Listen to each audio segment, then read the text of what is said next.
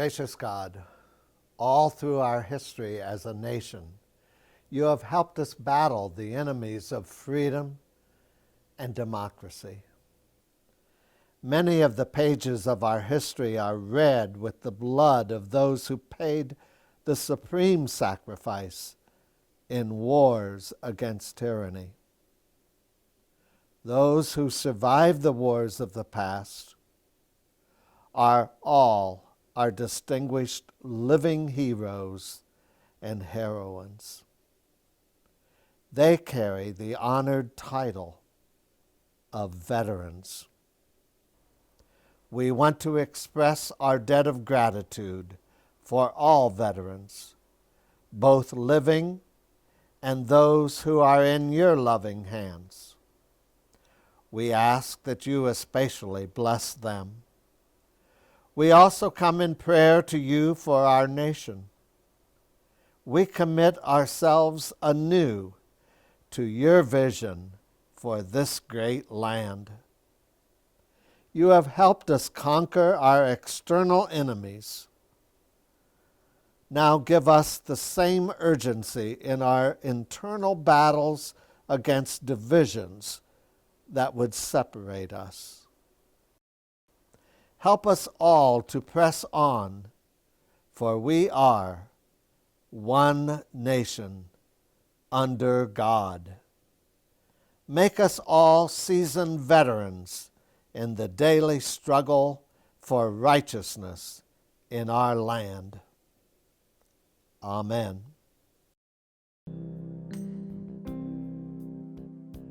Home of the Brave Productions dedicates this presentation to all who have served in the armed forces, these brave men and women who fought so hard to help make a better world in which to live.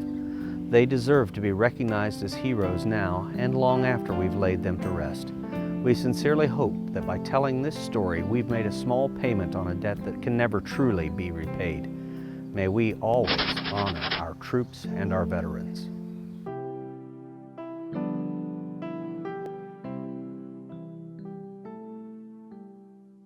World War II was like no other, before or since, being the 20th century's only truly global conflict with battlefields on every continent and in every ocean.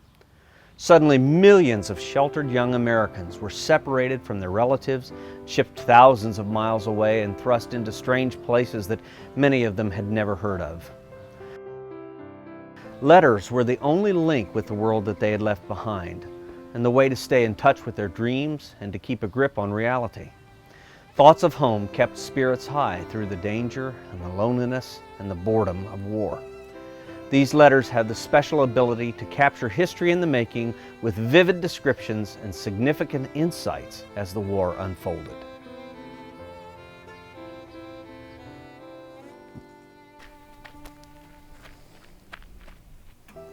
The Melvin Adams family retained over 600 letters that were written back and forth before and during World War II. They were written with no expectation that they would ever be seen beyond the intended recipient. And the family wanted to share their content to give you an opportunity to experience that time in history through the thoughts and feelings of those who lived it. This story is about that family and their friends. Living as farmers in the heartland of America, Melvin, Mel Adams, and Bessie Morris both grew up in Miami County, Ohio. They met, courted, were married in 1915, and eventually settled just outside of Covington on a fertile 36-acre tenant farm bordering the Stillwater River. Bessie gave birth to 10 children during the next 20 years, 7 boys and 3 girls. All were born at home, as was the custom. And all 10 sons, or sons-in-law, served in the armed forces once they grew into young men. The 5 oldest during World War II, and the rest enlisted during the Korean conflict. Mel and Bessie knew well the effects of the Great Depression, starting with the stock market crash of 1929 and spreading to almost every country in the world. Millions of Americans were put out of work. Unemployment rose to 25%, while farming suffered as crop prices fell as much as 60%. The Adams were forced to struggle and endure this harrowing depression while raising a family, only later to be pulled into a massive conflict that shaped not only their lives, but all of ours.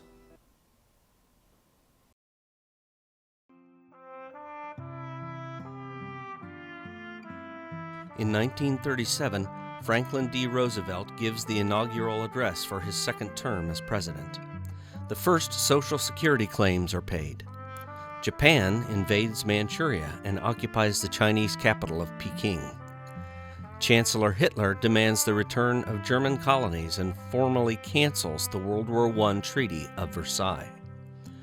Admiral Byrd, a senior officer in the United States Navy, urges neutrality in the coming war. Economic recovery stops, and the economy enters a second depression. Dale Russell Adams, Mel and Bessie's oldest son, graduates from Newton Township Rural High School on May 25, 1937. In a class of 43 students, he is 19 years old. You remember that there place over 40 acres beside Ivers, about 3 miles, because they had to go a mile north and 2 miles west. But Dale was a working ground where the old WCL Chalmers, the one that Sam had right now. And he was working ground. Pappy, we planted everything with horses. The 2 rode that. Pappy's planting corn with the 2 horses. And it come 11:30 in the morning, and Dale parked the tractor in the northeast corner. And he got off the tractor and he ran from there all the way home because he had to eat some dinner and change his clothes. It was on a Sunday, and go to Pleasant Hill for graduation. And see, Pappy never graduated. He never really appreciated it. Wasn't it? 8th grade? He only went to the 8th grade. They only had to go to 8th grade. Yeah, right. They could get out. But he didn't value an education like my mother did. I received graduation presents from the following: Grandmother Morris, $1. $1 from Mom's Uncle Henry Landis, a blind man. $1 and a penny from my Uncle Charlie Morris. $2 from Uncle Lewis Morris of Dayton. A belt and a necktie from Jack Davis, an old school friend. A dress shirt from Aunt Minnie Jackson, and $1 from Nick and Jeanette. Jeanette, the oldest child, now 21 years old, had married Alton L. Nicholas, or Nick. The newlyweds considered living on a farm, but the money needed was not available.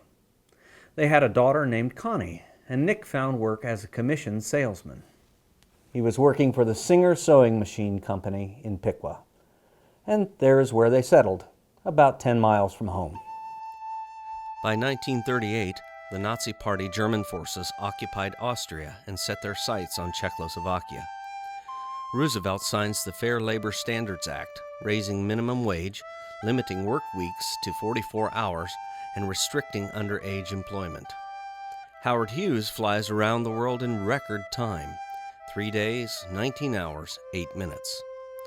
War of the Worlds is aired over a radio network, causing panic as listeners believed that an actual alien invasion was currently in progress.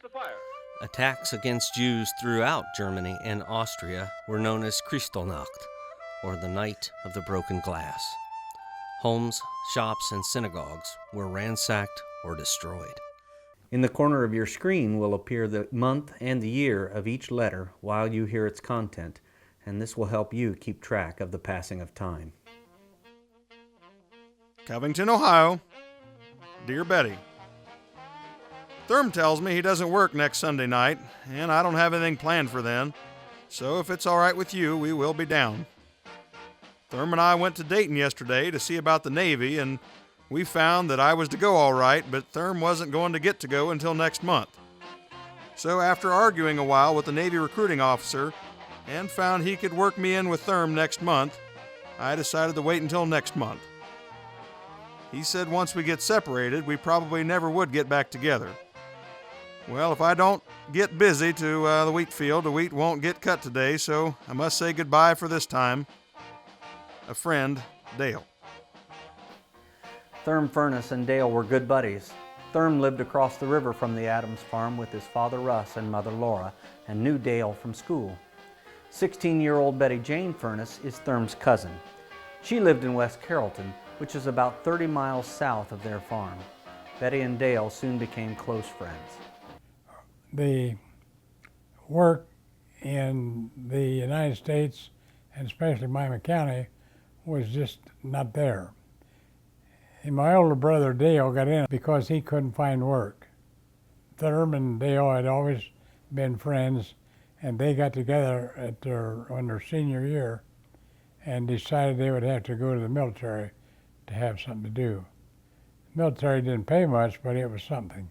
There wasn't any employment around, and it's still in a depression. There was no money. There was nothing he felt like he was a detriment to his family because he was home eating. Even though he worked, 7 days a week and helped out on the farm or helped thresh and what have you. If he wasn't there, the brothers and sisters would have more to eat. September 16th, 1938, U.S. Navy Recruiting Station. Mr. Mel Adams, I am pleased to inform you that your son, Dale Russell Adams, has successfully passed the preliminary examinations for enlistment in the United States Navy. Before he can be enlisted, however, there are other conditions which must be met. He must be unmarried, he must be over 17 years of age, he must have no dependents, and he must have your unqualified consent. As soon as these papers are complete, please forward them using the enclosed envelope, which requires no postage. Your signing the papers in no way obligates your son to enlist in the Navy. Well, you're going to have to sign that. Okay.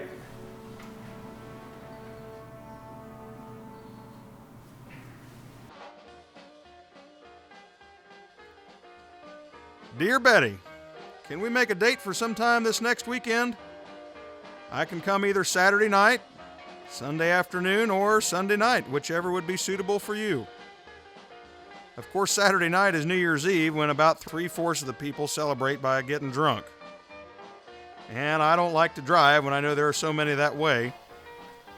But I will come down that night if it suits you best. If I don't get to see you, Happy New Year anyway.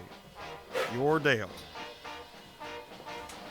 Do either one of you remember what that house was when we moved into it? No, I know Dad built the upstairs front bedroom and the kitchen and the, Yeah. where It's the a where brick- the well pump was. Yeah, it was a brick house, Mm-hmm. and they had 2 rooms down, 2 rooms up. There was 10 of us, 10 kids. About That that. had been the way it was when they moved in there, wasn't it? Yeah. I was trying to tell Diane where we had our clothes stored when it was all in rooms. Boxes with it. Pile it on a chair. Had maybe a little hanger in the corner, Yeah. across the corner. Now, but the house was totally too small for 10 of us, and Mom and Dad was there too. And we piled on, 4 or 5 of us sleep in a bed. And Yeah, we always slept, when I was around, we always had 3 in the bed. yeah, Merle, May, and Sam, always 3 in the bed. out Now, there. did he put that room up above there for? Yeah, the bedroom, and Melvin and Above Dale the and porch. Marion slept up there. Mhm. And that It was, the floor run a little bit downhill to Yeah. the east of it, yeah, because that was the way the roof was on the porch. Yeah. I assumed. yeah. Off to one side was a little room that Mom and Dad slept in. Bob slept in it when he was born. That's where he was born, is in that little room. And it had a spring in the basement where we kept your milk cold. You didn't have a refrigerator because we didn't have electric back in those days. And you took your milk and all your cold items, set down in a spring in the basement. In 1939, the New York World's Fair begins, which includes the first exhibition of a television. The first regular transatlantic passenger air service begins when Pan Am flies 22 passengers from New York to Portugal. One of the first major films, shot in color, Gone with the Wind, premieres in Atlanta, becoming the highest-grossing film of all time. Germany invades Poland without a declaration of war. Great Britain and France declare war on Germany, and London evacuates its children to the countryside. 30 Americans die when the British passenger ship Athenia is the first sunk by a German submarine. All United States ports and waters are closed to submarines by presidential order. Dayton, Ohio. Dear Dale, if you and Therm want to come down next Saturday night, I'll bet I could beat you in a game of Chinese checkers. I would like to see you before you go to the Navy, though. I have something to give you. Your friend, Betty. Found among Dale's possessions was this New Testament Bible from Betty. Hello. We both passed the test this AM. We leave for Norfolk, Virginia by train tonight. It was a stiff test. All right when get different address. Dale. And it was on March the 7th in 1939 when Dale left home for the Navy. Like him, when he left, we wasn't very big. I can see him yet when he joined the Navy. He walked out to the road and he hitchhiked to get to Dayton. I can see him. It was a cold morning when he went. He stood out there on the corner, him and a fellow by the name of Therm Furnas, which was a friend of his. They both walked out there together. Therm had walked over to our place. He lived across the river. And he walked around the road and come to our place, and him and Dale went together. And I can see them yet, standing out there on the road with their thumbs out, wanting to ride. Well, the car finally come along, stopped, and picked them up. That's the way they left. It was when he first joined and had to go to Cincinnati, him and Therm Furnace. But he got down there, and I guess they took instructions or physicals and stuff there to get transferred right on. He got down there, and he couldn't pass because he was 2 pounds shy or 4 pounds shy. He had to weigh 152 pounds. He weighed 148. And the instructor, he said, I want to get in the Navy. And the guy said, nothing I can do for you unless you want to go around the corner and eat 5 pounds of bananas. And he went around the corner to some little fruit market, and him and Therm Furnace stood there and peeled bananas, and he ate 5 pounds of bananas, went back and weighed in and said, okay, now you can get in the Navy, you weigh enough. U.S. Naval Training Station, Norfolk, Virginia. Dear Sir or Madam, I am glad to inform you that your son has reported on this station and is undergoing training and instruction in the duties of the Naval Service. A letter of information regarding the training period for apprentice seamen is enclosed. Very truly yours, H. H. Michael, Captain, U.S. Navy Commanding. It was cold. I know Dad wore felt boots inside of overshoes in the wintertime to keep his feet warm. Of course, he shucked corn and done lots of work outside, and his feet get cold. Well, when he'd walk, he'd sweat. And so in the evening, he'd take his boots off, and then he'd take his felt shoes off, and then he'd set them right beside the stove to dry out there overnight. Well, you get up the next morning in the winter, and they'd be froze fast to the floor because it was cold in there, see. Well, that was the only heat we had beside the kitchen stove, just that one pot-bellied stove in the living room. And of course, he fired it before we went to bed, but before night it died down. Well, one of the things that was really nice was we had a center stove in the living room. They called them a pot-belly stove. And we would garrot around it in the evenings with our feet underneath to get warm, and we'd go to sleep there before the folks would send us upstairs to bed.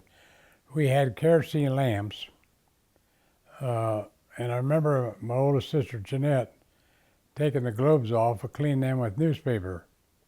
Like I say, first thing you'd hear in the morning was Dad was getting that stove going, and Mom would be getting the kitchen stove going, because that was our heat, see. Dad bought coal, and he burnt a lot of cobs.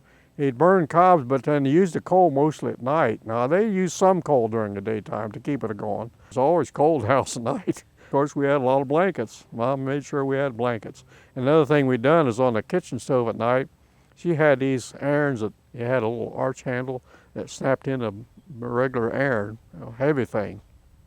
She'd set 4 or 5 of them on the back of the stove. She'd set them on the back of the kitchen stove in the evening, and then when we'd go to bed, you'd get one of them, wrap it in newspaper, put it down in front of your bed, keep feet warm.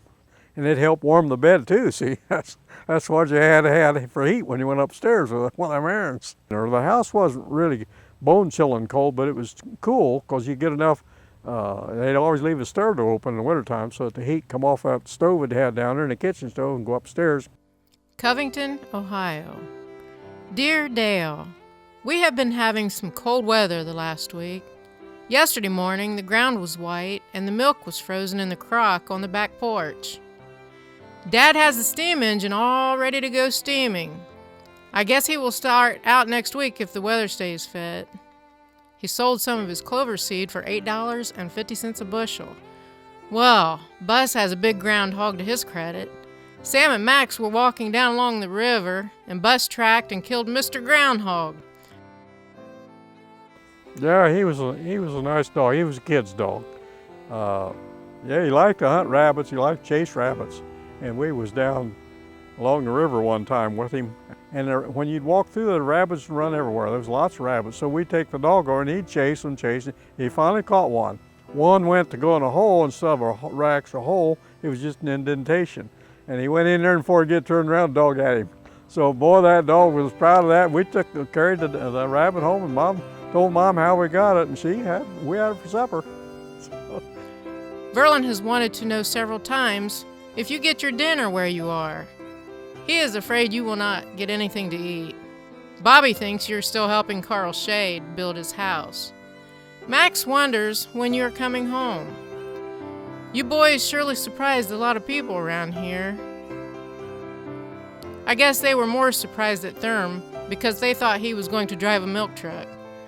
Well, write lots and take care of yourself and try to obey orders. With love, your mother. Hi, Dookie. Thought I'd get a word or so in on this page yet. How you coming with your standing guard? Melvin.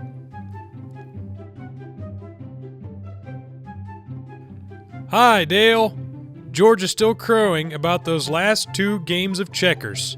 How you doing, Marion? You've just met Dale's younger brothers. Melvin was 18 years old, Marion 16, Sam 9, Max 6, Verlin 5, and Bobby was just 3. Bus is their family dog and companion to the kids. Dale and Melvin created pet names for themselves and their younger siblings. Dale was known as Big Duke and Melvin Little Duke. Marion was Buddy Sonny. Their sisters, Jean and Vivian, were Big Stuff Face and Little Stuff Face. The 4 youngest brothers were known as the Little Birds.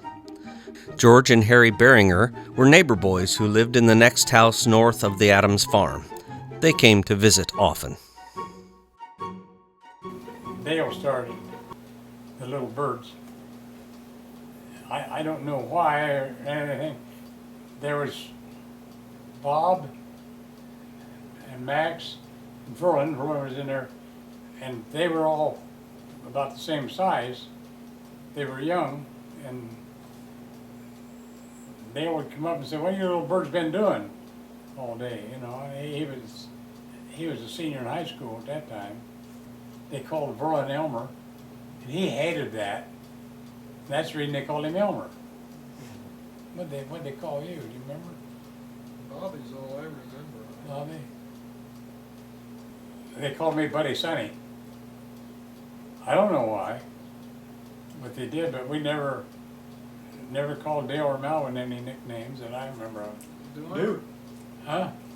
Big Duke and Little Duke. Yeah, and I think George Bringer started that. Yeah, probably. I think that's where I come from. The coon hunter.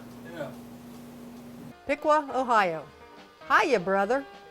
I'm sure glad you like being in the employ of old Uncle Sam. Sounds as though you are really going to enjoy it. Us old stay-at-homes won't even know you when you get back, or we won't be able to speak your language. The folks were over last Monday evening and were tickled to death you wrote to them. Connie has been sick with the flu and is just now beginning to show any improvement. Oh yes, I forgot to tell you.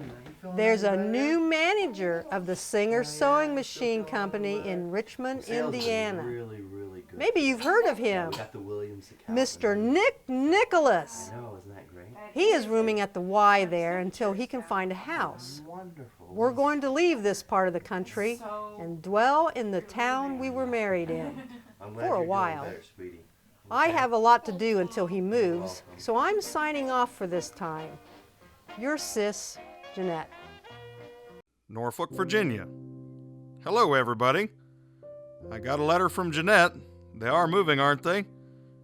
Richmond, Indiana is not so far away, is it? 43 miles. Therm and I was on guard most of the night at one of the main gates to make sure that the wrong people do not come into the Navy yards. We are stationed there with full uniforms and belts and a 30-30 rifle. Therm, what are you doing over there? This place is like a little town all its own, but heavily guarded against foreigners. They feed us good and give us a nice clean place to sleep. Our new uniform and complete outfit is worth $100. You should see what all they gave us. When it comes to a doctor or dentist, the Navy has the best money can get. I do not feel a bit homesick or want for anything. I was vaccinated for smallpox, but my arm did not get so very sore this time. I also got 3 shots in the right arm for other things. I'm going to take the exam to go to trade school next Saturday. The exam which I take is mostly about machinery. Therm wants to wait and take his schooling on board a big battleship. I may change my mind and do the same, yet I'm going to make a good investigation first. If I take it ashore, I can get rating quicker, which means more money. But if I take it aboard ship, I will go to sea sooner, which means more experience and less books. I had better close now, so bye. What a difference it was in his life from growing up on a farm. No TV, no nothing, being isolated around on the farm. And when he joined the service going to Cincinnati and getting on a train, bus, whatever it was, took him to Norfolk, that was the change because he had never been around that. And to go through something like that, just from leaving the farm and being home all the time to being on your own at 18, 19 years old, and it's a totally different experience, but it's different than us because we see what the whole world is like on TV. They didn't have TV, you know? So it was, I'm sure that was a big, and he seemed to really like basic. He said, we got a nice big mess hall and so forth to eat in. It was a whole new facilities, and he was really impressed with everything the Navy had to offer him. Well, how do you like it so far? I'll bet you look immaculate in your uniform. Do you have to work hard? What did Therm mean when he said you were on guard? Have you seen any pretty girls yet? Be sure and answer these questions. Mother said for you to see everything you can so you can tell us back home what the rest of the country is like. I'm going to play hooky tomorrow from school and go to Dayton. You be careful now. Yours, Betty. Dayton Daily News, April 1939, Norfolk, Virginia. Navy's Warbirds at Hampton Roads. Her decks, loaded with planes, the aircraft carrier Lexington is shown as she steamed into Hampton Roads as Uncle Sam's fleet began a 15-day concentration of naval might here. During the period, the nation's first line of defense, entering and leaving Virginia waters, will total 104 ships carrying more than 46,000 officers and men. Dear Dale, I saw in the newspaper how you have been having a lot of visiting boats come in down there. I expect they are a wonderful sight. Some of them must be pretty massive. There was frost on the south window in the room yesterday morning, and you should have seen it snowing this a.m. Well, I have some eggs to count and put in the basket for town. Sold 13.5 dozen last Saturday. You know, we are not so crazy for eggs as some folks. Buzz likes to play hide and seek. Max says, it is not fair because Buzz always finds you. You know what he does? He smells the tracks and comes right where we are. He always has to chew on the person a while after he finds them. And he loved kids. And so we learned him how to play hide and seek. You know, somebody'd hold him, hide his eyes, and then we'd go hide, and he'd find every one of us. Well, the thing that was amazing was some of them would go up the ladder and get in the haymow, hide up there, see. He could get up the ladder. He could take one rung at a time and claw up that ladder and get up there and find us. So he'd always go up there, and of course he'd go all around through the haymow until he found them. But then he couldn't claw down, see. So what we'd have to do is throw a bunch of hay down on the barn floor, and then we had to push him. He'd go down on the hay. But he didn't really mind that too much because when you'd play again, he'd go up there again And he knew he was going to get pushed up, but he didn't care. He was a kid's dog. Yeah, it was a smart dog. It enjoyed everything kids done. Every place you went, the dog went. He was always right with you all the time. George and Harry are here this evening playing checkers. They said, I should tell you they had the collars about wore off of your board playing so much. Daddy sold the 4 calves this last week, got $54 for them. We are keeping one for next winter to butcher. In the mornings we'd get up before school. We'd have to go to the barn and do the milking. And then in the wintertime it was still dark. So we'd light the lantern and carry it to the barn and hang it on a nail in the cow stable behind the cattle. And the one thing I hated about that milking thing was we fed the cattle with corn fodder, and there's so many stalks in it, and we'd fill the manger with the fodder, and they'd eat it all out but the stalks. And we'd have to dig the stalks out and get rid of them before we could refill it. But we each had our own. We had, at that time, if I remember, we had 6 cows, and Melvin had 2 of the milk, and I had 2 of the milk, and Dale had 2 of the milk. And we each had our own bucket and own stool to do this. And when we were done, then the cows were turned out. Marion was still at home. He hadn't went into service yet, and he milked a cow, and I think Melvin milked a cow. Maybe 2, maybe each of them milked 2, but Mom done most of the milking. And of course, Dad, all he done was feeding. He'd get the cows in and feed the horses and the cows and the dogs. He had a couple of coon hounds. They'd milk, and they'd carry the milk up to the house in a bucket, because where they cooled it was down underneath the house in a spring Dad down there. Dad had built a box down there that they'd set the milk can in, and they'd put the funnel on it and strain it into the can. Well, when we'd see them come to the house, we'd grab a tin cup. We had them short tin cups. We'd take one of them tin cups and go down there where they was straining the milk, and Mom would pick the strainer up. When the milk was running through, and we'd put her tin cup on it, and it was warm milk, see. And we always raw, fresh, warm milk. That's what we had for supper. We had plenty to eat, but most of it was homegrown stuff. You know, we butchered and raised their own potatoes and stuff like that. That's where it all come from. This is where the Adams farmhouse used to be. The area was pastures with the Stillwater River just beyond the trees. And across this way is where the barn stood. Across the river is where Therm lived, and the Beringer boys lived just across the road. Beyond the hill is the Wenrick farm, where the Adams will be moving when this land is sold to a boys' club. The family raised cows for milk, butter, cream, and meat. The skimmed milk was fed to the hogs, which were raised for meat and lard. Chickens ran free around the outbuildings, and they furnished the family with eggs and meat for Sunday dinners.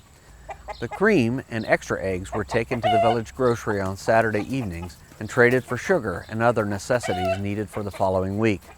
Sometimes there were a few cents left over for a treat, like a bag of peanuts.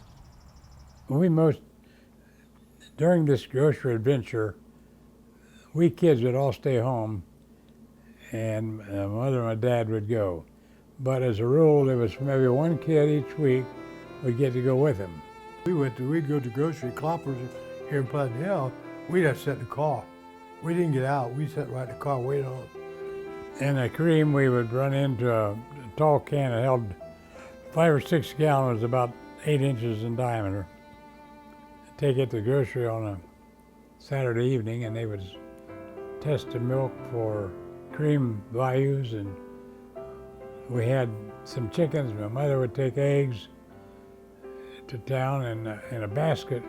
The people that run the grocery store, which is the J.C. Cloppers in Pleasant Hill, they would test the milk, count the eggs, and put a slip in the basket, put it on the counter, and my mother had her grocery list.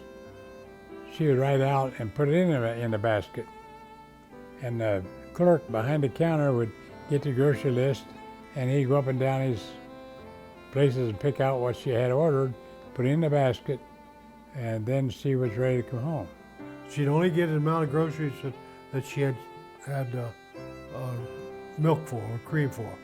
But then later on we got to selling the milk, and we put a cooler in out the barn, a water cooler to set the 10-gallon milk cans in. And when we milk, we'd pour them in that can, and then she got the check on that. And our treat was a nickel bag of peanuts. The little, I don't know what to call them, the little brown ones. And they would bring that sack home, and we would sort it out for our treat for staying home.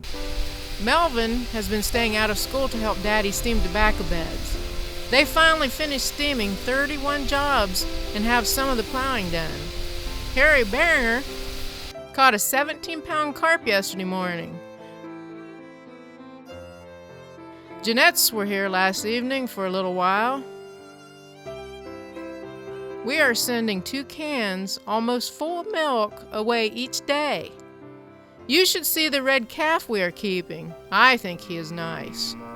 I went to mail this at the office in town, so it gets started down your way yet today. So I must close and go to town.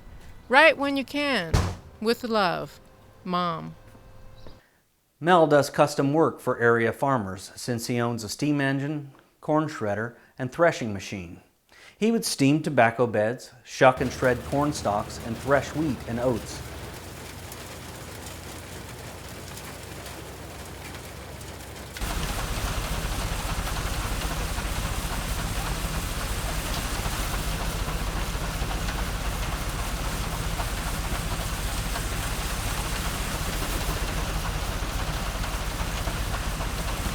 See, this was the only income that the folks had. Steaming tobacco beds. That's where they got money. Yeah, okay. And he would thresh wheat and shuck corn.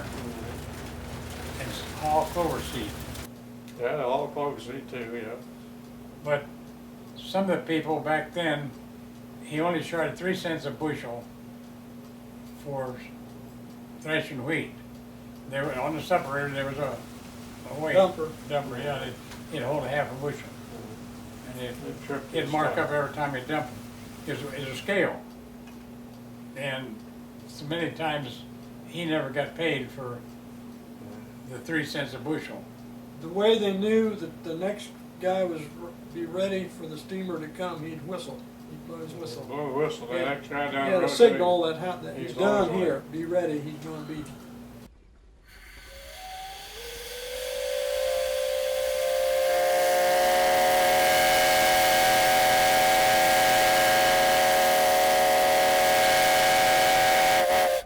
Had to have the beds all spaded, a pile of coal there for him to steam. Yeah. And usually they made arrangements where he made a route without going. Yeah, doubling back. It was slow moving, didn't go very fast.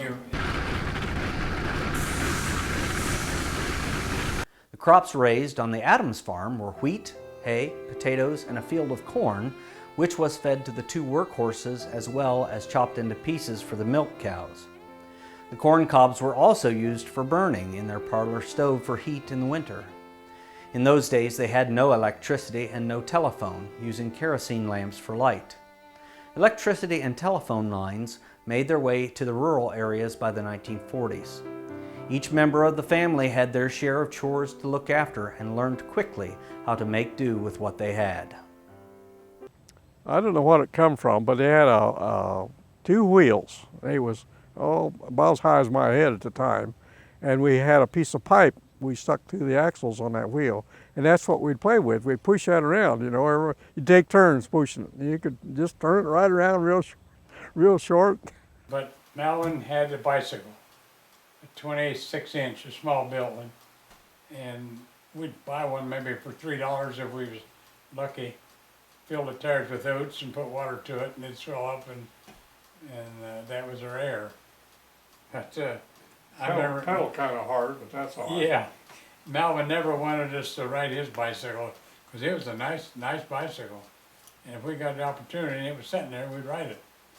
But Mom, she kept her eye on us when we was down on that side of the house. Of course, she wasn't allowed to play out in front because there was cars on the road, you know, so you didn't play in the front yard. They played in the back of the house.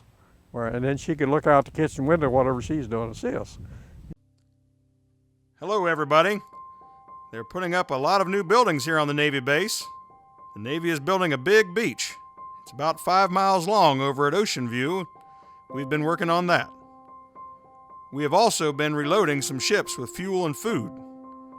There are several airplane carriers in the port here just now. There are always a lot of airplanes flying in formation around over the base. Last evening, the biggest one we ever saw went over the base. There were over 260 planes in it. Sure made things noisy. Other than that, we've been having a lot of rope work and learning a lot of codes, such as the Morse code, light code, and the codes with flags. I pass a lot of spare time in the machine shop. I have a lot of friends there. The latest news is that the ships that left for the West Coast got as far as the Canal Zone and were ordered back to Norfolk again. They were Roosevelt's orders. I'm sending $2 for Melvin's graduation. It may be a little late. Well, I have some washing to do, so I think I'd better get at that. I'll just close. Dale. He bragged on the fact that he was up for court-martial 44 times while he was during his time in the Navy, but he didn't spend 1 minute in a brig, and he never got $1 worth of fine. Actually, after he explained to him why that he had done what he had done, he got cleared every time. When he joined the Navy, they gave him a little blue book of the rules and regulations, and he lived by that, by the letter, by the T's, the I's, the whole shot. They put him out on guard duty, colder than the Dickens, and he had heard rumors that a couple of the guys that had been put out on guard duty had gotten caught by a CO commanding officer, and that they'd be up in a bunker up someplace where it was warm, getting warm, rather than being out on guard duty.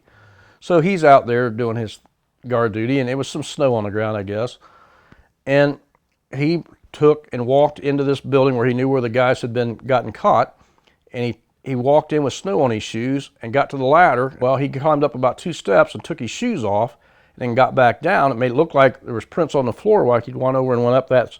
He went over and got up on the wing of an airplane. He sat there. So it didn't take very long. Here come the CO, come in and seen those footprints, and he said he got about 3 steps up on the ladder to catch him in there sleeping. He said, I put the 44 right to his head, so don't move.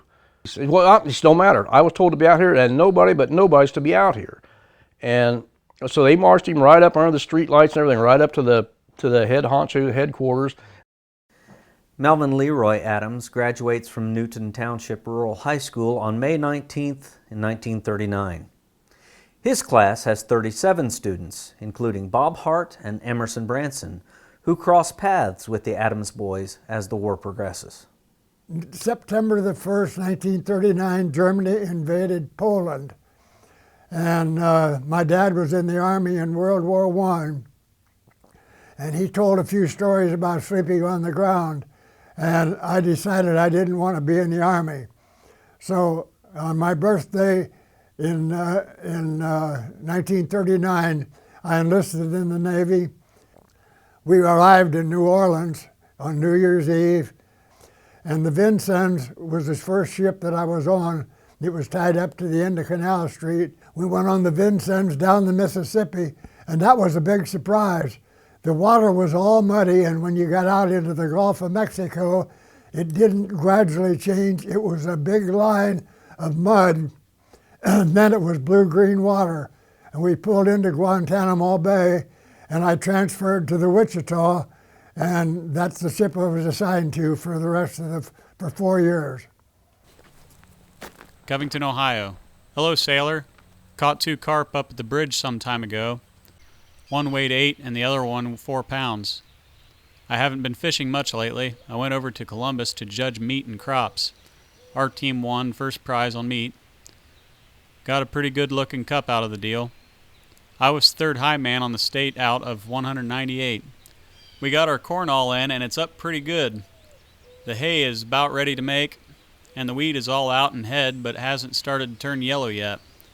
Well, I can't think of anything more right now. Melvin.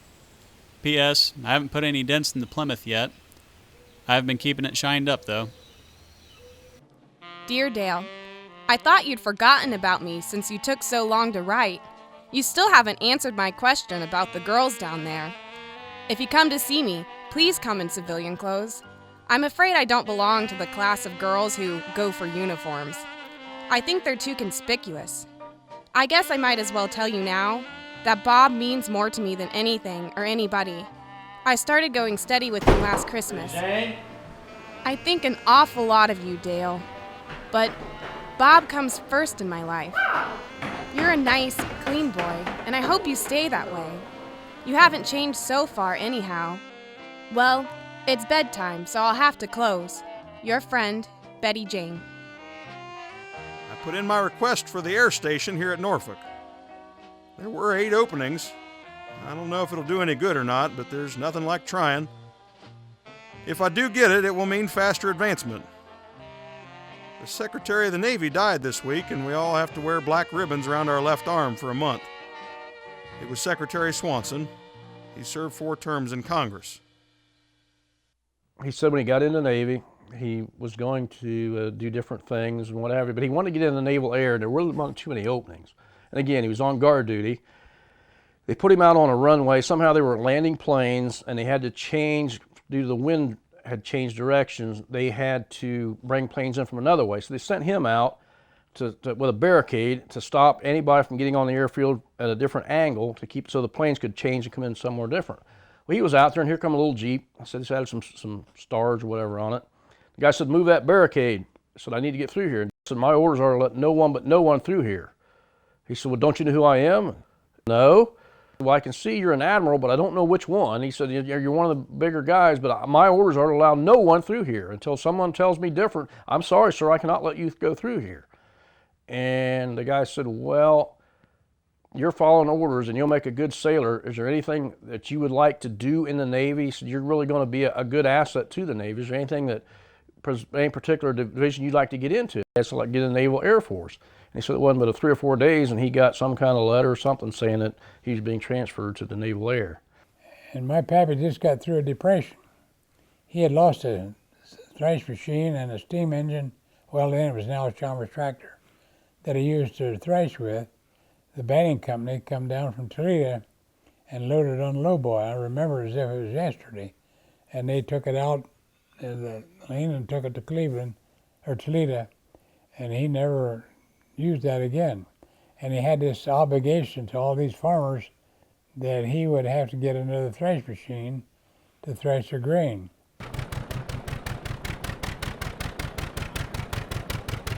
So he shopped around and he found a Rumley oil pull and a Rumley wood frame separator, 32 inch. That was the size of the cylinder.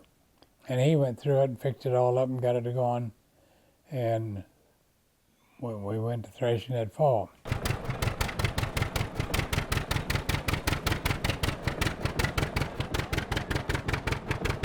Dear Dale, the wheat is turning out pretty good, from 25 to 30 bushel to the acre. We have not threshed ours as yet. Daddy and Melvin are finishing up Landis's today, expecting to get done by noon. They have threshed better than 1,200 bushel for him already. Marion and Harry are running the other rig. The oil pool does very well, runs fine. They have threshed every day so far with no loss of time. It just took somebody that knew a little about machinery. Take care of yourself and write when you can. Always glad to hear from you, Mom. They'd bring a team of horses and a wagon, and they'd go out the field. They'd be 2 guys. One guy would put it up on the wagon, the other guys would load it till they get the thing loaded, then they'd bring it around to the thrash machine. Everybody had a job when it come time to thrash, because everybody had something to do. They had guys that all they did was sack the wheat. They just had sacks right there, and they'd sack the wheat, and then they'd load it on a wagon, or sometimes they had the wagon sitting there, and they'd just sack it and set it up on the wagon, and they'd run that into the granary, back it into and they had time with the horses in the wagon with this wheat, so they could carry them bags back and dump them in the granary. That's where they stored it.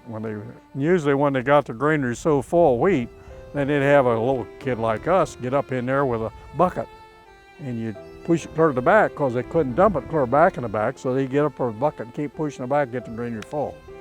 And yeah, you had plenty of work to do. Dirty, a lot of dirty work, but you didn't think enough about that. You was just big. You was helping them farmers stack their wheat away, see, so that's where you didn't mind doing it.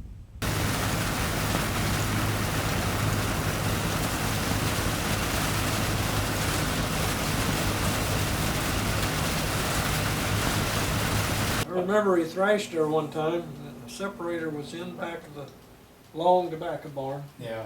And it got in the mud. On the east side. And they put 2 teams on the front of that. To get that separator out Out of of there. there. Yeah. Them things were just a jumping. I tell you, you never seen so much power and strain. Yeah, you know, that was another thing. They always had a wagon to dump the wheat on. And they would always hook a team onto that wagon. And there was mud, it seemed like every time. And the guys would bet on whose team could pull that out of there. And that was quite a... Carl Yanks had about the best team going. Yeah, he did. Yeah. He had one horse, no, that was Crozier, had one horse, the tongue stuck out all the time once. Yeah. Remember that horse? Well, didn't Carl Yanks have He had three team? Yeah, Gray, yeah. 3 team horses. He'd let you ride him when he'd go. Yeah, he set you up on him, so here, you can take a ride. The horses, they kind of enjoyed it. Yeah. He just talked to them. Yeah, he didn't guide them all the time, but they were a very good team. And I was always fun because some guys would have to be breaking colts. And when you had a new colt, that separator was making a lot of noise, seeing the belt going back and forth. Well, the first time they bring him in, they had an old horse that was usually the mother of the colt, be right beside the separator, and she'd been in and out, and she knew all about it. Well, this colt, when he come up here, his eyes would be big, and his ears would be a-flipping, you know, and he was because he didn't know what was going on. It was comical to watch that because that colt was scared to death. But his mother was right there, so he would go ahead and do it. And they'd do it several times before they'd finally turn him around and load from the other side. And the colt would be next to the belt, because that belt was a flippancy. But he'd be pretty well accustomed to do it because you didn't know what he could do. He could just up and jump right on top of the belt, see. So they had to be careful when they was breaking colts. There was a guy right alongside of him, leading him, along with the team. Last Monday, we took the aviation tests. Luck must have been with me, because I was one of the 8. I like it very well here. The station is about 3 times the size of Wright's Field. They keep about 1,400 planes here. They also build planes. When we passed the exam, we got a raise of $5. I'm making $41 per month now. We don't have to get up until 7 o'clock. We then eat, and at 8 o'clock we get the planes out of the hangar and see the pilots off. Most of the planes are brand new. Some of the boys have to help keep 2 or 3 planes in shape, but I only have to look after one because I have the duty of looking over 7 other boys. We get to go up with our pilot 15 hours a month. After the planes have all taken off, we sweep down the hangars, and then if we have any dirty clothes, we wash them. After that, I usually go around where they're building planes and lend a hand here and there. They call us grease monkeys. Someday I hope I'll be able to call someone else a grease monkey. My pilot told me he had some books he was going to give me to study. He and all the other men around here are about as nice as I've ever met. They're always cutting up and joking with each other. About all of them have graduated out of some flying school. Most of them are 25 to 35 years of age. It seems more or less like a dream to me. The chief told me the other day we would probably be here for about 14 months or 2 years. After that, the squadron is to go aboard a brand new ship called the Wasp, an aircraft carrier. It is to make a shakedown cruise before it joins the fleet. Well, before I write more than 3 cents will carry, I'd better close. Dale. Dear Dale, we are all done, you might say, with the threshing. They have a few small jobs to do yet with the oil pool, and then Daddy and Melvin have a little oats to thresh. Got 58 to 60 cents per bushel for the wheat. They tested it for quality and moisture this year. The kids were all hunting night crawlers tonight. They did not get very many. Hi, Dookie. Bet you can't guess who wrote this. Buddy Sonny just wrote a letter to a girl. I don't know who it is yet. Bye. That Melvin is feeling pretty good tonight. He is teasing Marion. We canned a few blackberries and 31 quarts of green beans and 12 quarts of applesauce. I think I have 12 or 15 quarts of blackberries altogether. We picked enough raspberries to can 9 quarts and also 4 quarts of jam. We used to like to go hunt berries.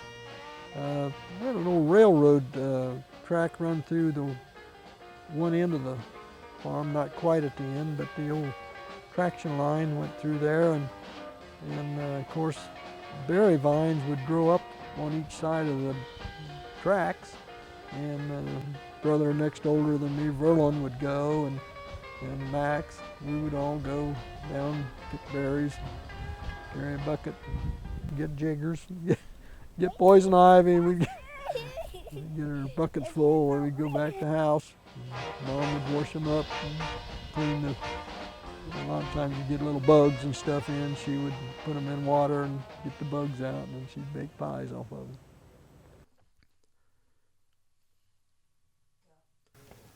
I've been working in the mornings as second mechanic, and in the afternoons I take care of the squadron's bookkeeping.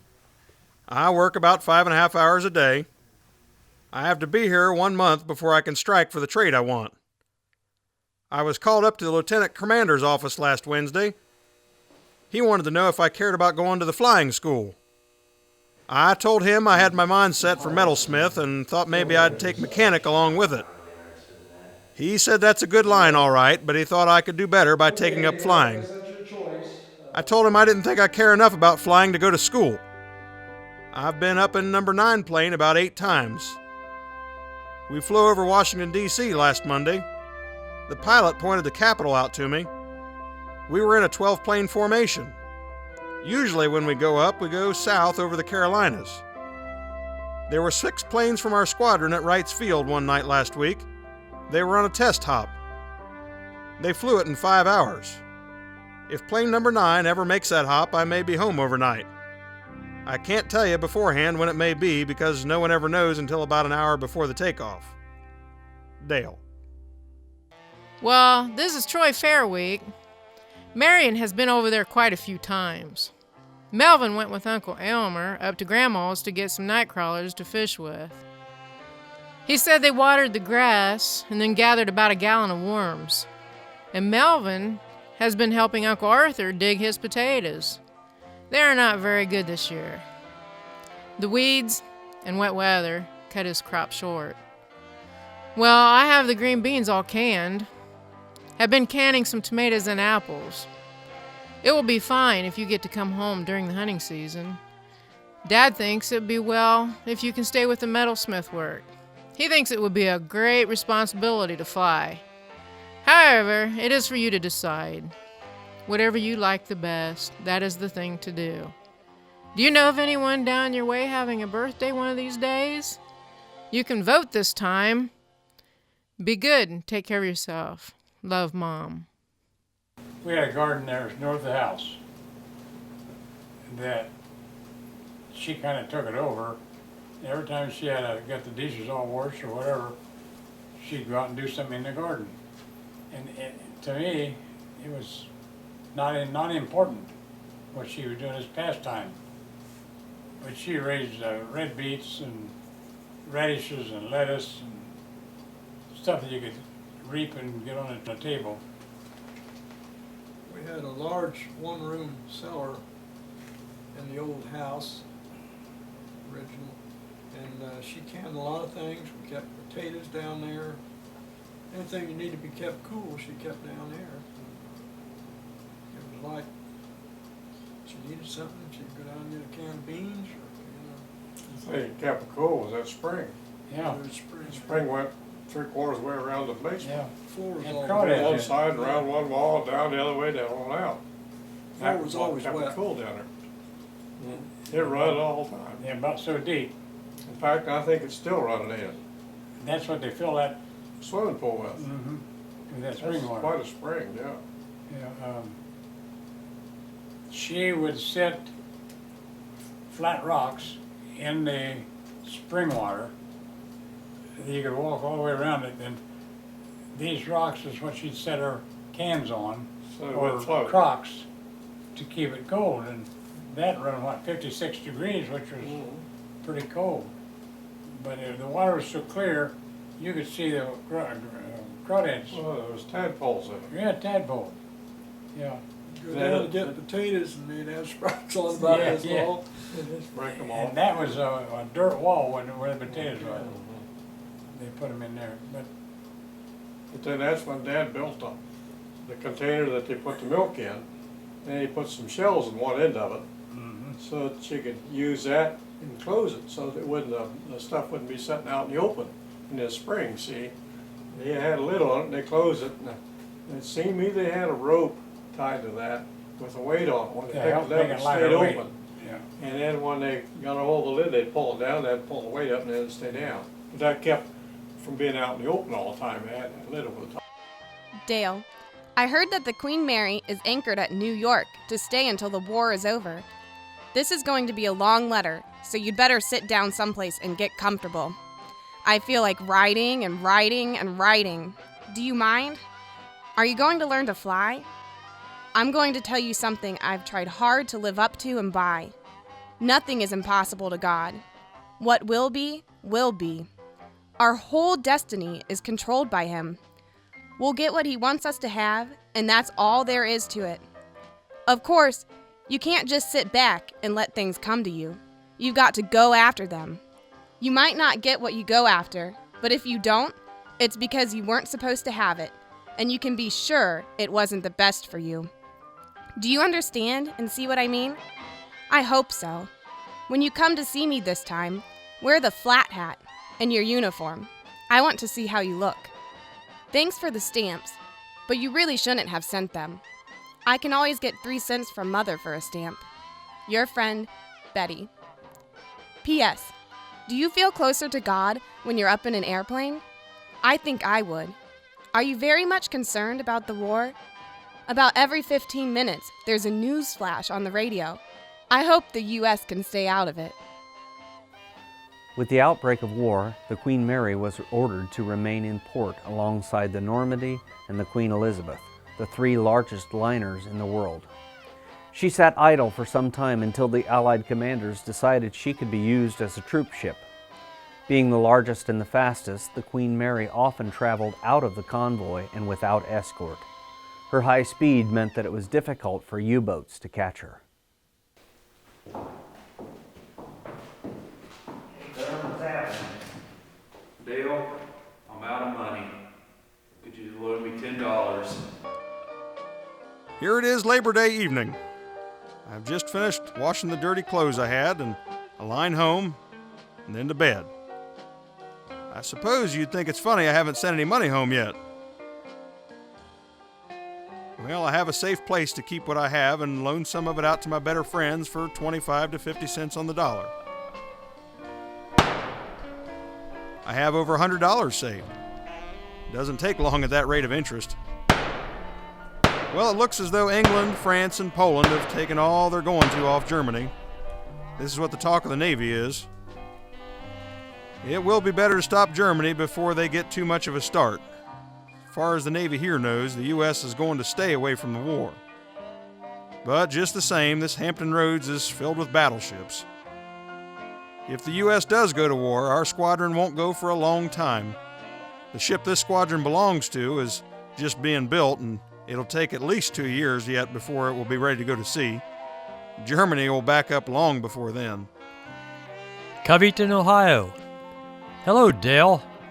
According to our calendar here at home, you had a birthday the 1st of September, and this birthday means that you are a man of your own. But this does not mean anything to me, for I am going to call you my boy just the same. Above all, as a man of your own, if you continue from 21 on as from 21 back, you will lead a perfect life, which I am satisfied you will do. I see by the radio and newspaper they are having a little trouble in Europe, just so they stay over there and fight. How is Therm, and where is he? If I don't write as often as I should, don't think anything about it, for I am a very poor writer. From all at home, Dad. Richmond, Indiana. Have I Dale, it's unusual to receive a letter from your brother-in-law. Well, settle down. Everyone is just fine. Jeanette and I both think we're going to like Richmond. It's kind of nice moving around a little. You get to see more of the country and a little bit of how the rest of the world lives. Just like you. Glad to hear you're taking up aviation. Get as much of it as you can. It's the coming thing. You'll never regret it. The people are scared to death here about the war. They won't buy anything in the appliance line, but they have gone crazy about groceries, especially sugar and lard. Sugar has raised from 55 cents for 10 pounds to 69 cents. Butter and lard are also up. Hoping to hear from you soon. Your letters are getting more interesting all the time. Sincerely, Nick. Most of my work here lately has been in the metal shop and the squadron storeroom. I don't do as much flying as I did when I first came to the squadron. I've been getting about 2 hops a week now. The 1st of October, I'm to go to the squadron's engine overhaul building for a month. They tell me there is plenty to learn there. I have some engine books I've been looking over. I don't want to be too dumb when I go to the engine room. The squadron has been doing a lot of practice with machine guns. They've been having some trouble with some of the guns that shoot through the strokes of the propeller. They don't clear the props far enough. Therm is still at the training station, going to Group 3 service school. I saw him last night at the show. Dale, what are you doing? Oh, hey, Therm, I'm just studying up on the engines. I don't want to look like a dummy. Well, it looks as though the poles are pretty well smashed. I suppose everybody back that way are in the cornfields cutting away, aren't they? As far as I know, I'll get leave the 13th of November. I got a letter from Nick. He told me what the war scare did to the price of things. From what he said, the war has people on the outside more worried than the enlisted men. Well, if war broke out for the U.S., I'd be better off in the Navy in a squadron than to be on the outside and have to join the Army. Dale. P.S. Tell all the boys around there they can't go fishing next summer because the Germans have all the poles. West Carrollton High School. Dear Dale, the first thing that comes to me is that we beat Miamisburg Friday night for the first time in 8 years. Of course, they had to be poor sports and couldn't take it, so they threw tomatoes at us. A good time was had by all. Of course, I think about you. A lot more so since the war broke out, because if the U.S. got in it, you would have to go. No, I don't have another boyfriend now. I'm still going steady with Bob. There aren't any boys around here I'd care to go with. They're all too smart aleck for me. This is going to be a short letter because I've got to get my history done. I'll write more next time. Your friend, a dignified senior, Betty Jane. During the Depression, where I grew up, and how it was to be in that predicament. At that time, this was back in the 1930s, everybody was poor. And so we didn't know we were poor, because we always had our full meals and so forth. My mother baked bread. She baked bread twice a week. Knead it and let it raise and knead it again. And we ate homemade bread. And we thought that was awful. We didn't get to buy bread to eat.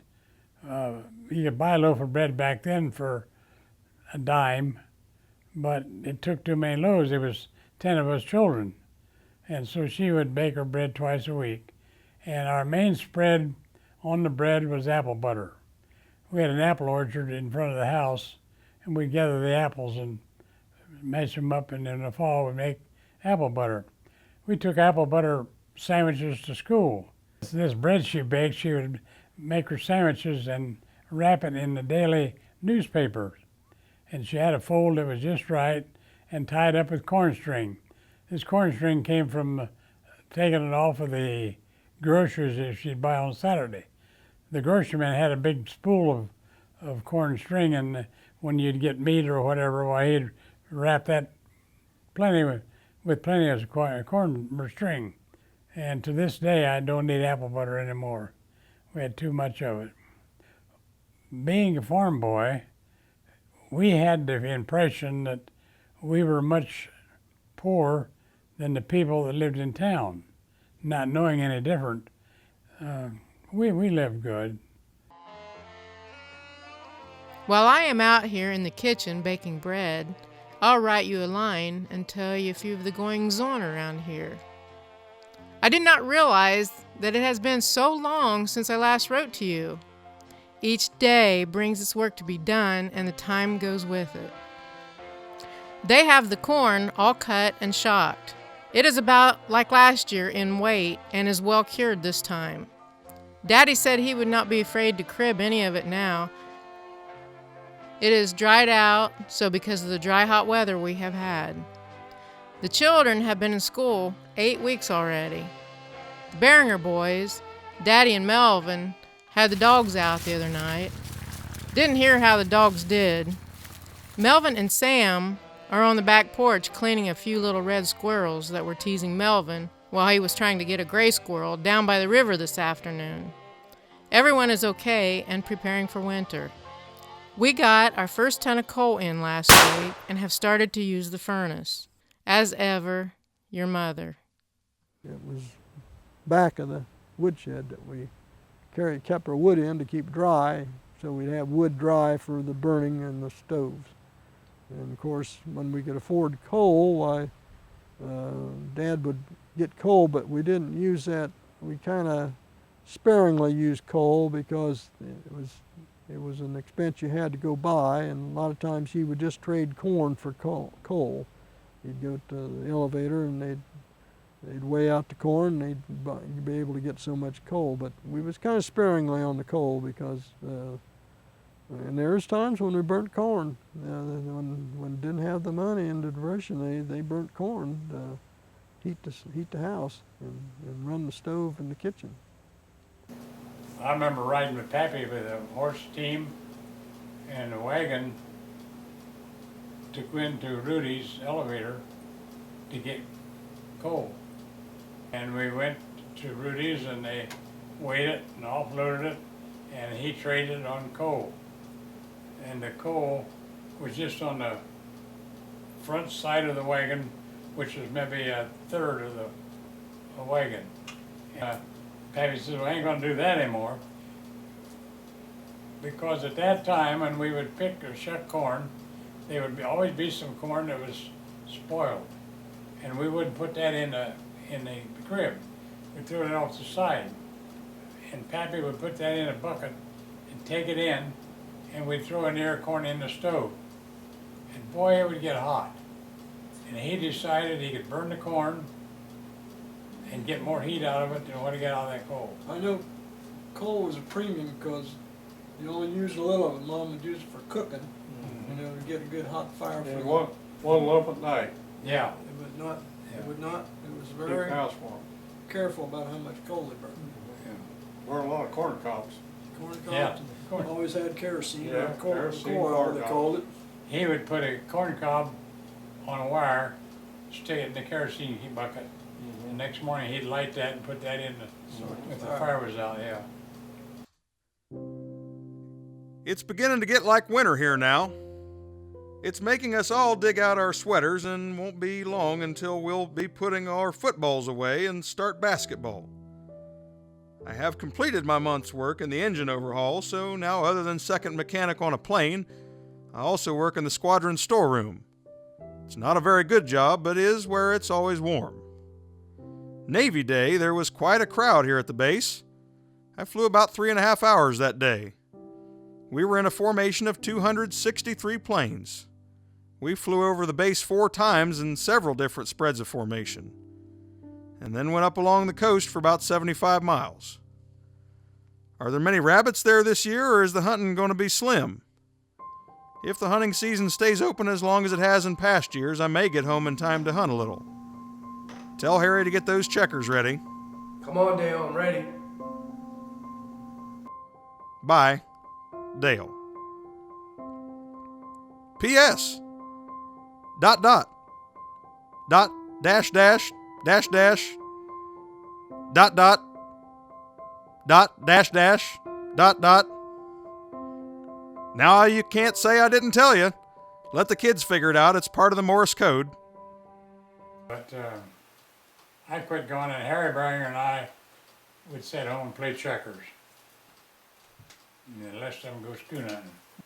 We knew what the other guy could do, and we'd try to get him blocked. And we got pretty good. Dale made that board, didn't he? Yeah, yeah. They had Chinese checkers on one side and regular plain checkers checker. on the other side. We'd feed him a checker, and they would jump that one and end up here where you get Did a whole string yeah, of them. you get them lined up right. But I haven't played checkers, and it's been a long time. Yeah, that was all before TV. Yeah. Group 3S schedule, Norfolk, Virginia. To the best buddy in the world. I received your letter today, was glad to hear you and Betty are getting along so well. I had short arm inspection this afternoon, and now I'm fireman 3rd class. Some stuff. I guess I beat you. I got rated first. Your pal, Therm. First period study hall. I am typing on a darned old Remington, and I hate them. I'm supposed to be studying, but I wandered over here to the library and decided to type. I hate war and everything it stands for, but I think if the U.S. got in the war, I would either join the Red Cross or some other women's division and go over too. I don't think I could stand to stay home and read casualty list. Some dopey senior just walked in and is trying his best to find out who I'm writing this to. I haven't put your name on it yet. If the U.S. would happen to get in the war, you'd get to come home first before you went, wouldn't you? How's Therm? I haven't heard anything about him for some time. Still Betty Jane and your friend. P.S. The dopey senior is now trying to draw a picture of me. What next? I'd better close before I throw this machine out the door. Dear Dale, when you got on the bus out here at the road, did you hear Bus? He don't like yellow buses. He was barking and watching very close to see if it was going to come in here. Bobby said, Bus was saying bye to Dale. Max was disappointed. He forgot to tell you goodbye before he went to school. I am glad you had a nice trip and that they gave you such a swell welcome. That is one of the things a person gets for being a good friend oneself. I don't know if I got that said just as I wanted it to sound. Well, we have our butchering all done. There were 5 hogs, but we killed just the 4. We got 7 full cans of lard, and then I canned 40 quarts of meat. Daddy sold the other hog to Uncle Arthur. He paid $5.50 per 100. We had rabbit for supper this evening. Melvin was hunting and got 2, so we had plenty for all. Right when you can, Mom.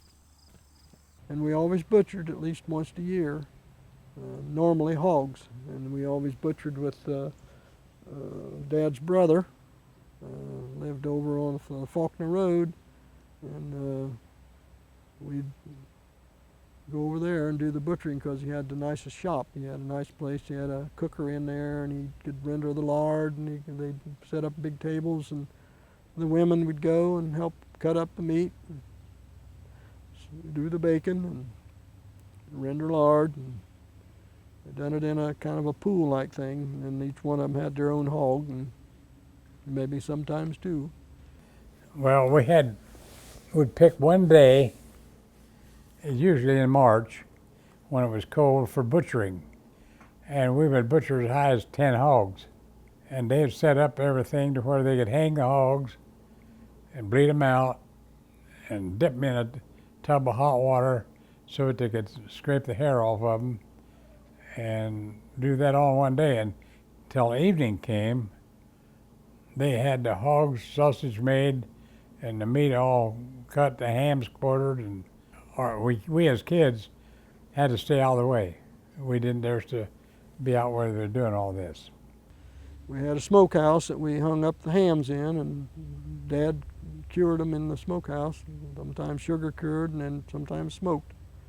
They put it down the cellar on big planks, laid out. It was cool down there, and the hams and the bacons, they would sugar cure it. That went on maybe 2 or 3 days after the butchering operation was over. They had a mixture of salt and sugar and I don't know what all, and they would rub it in it and turn it over and let it set and drain out for 2 or 3 days.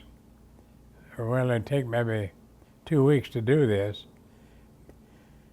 Then he would take the hams out in what they called a smokehouse, and they'd hang them in there, and they would start a fire in the smokehouse to make smoke, and depending on the kind of wood they burned to do that, it's usually walnut or hickory or something of that sort, and this smokehouse was smoke tight.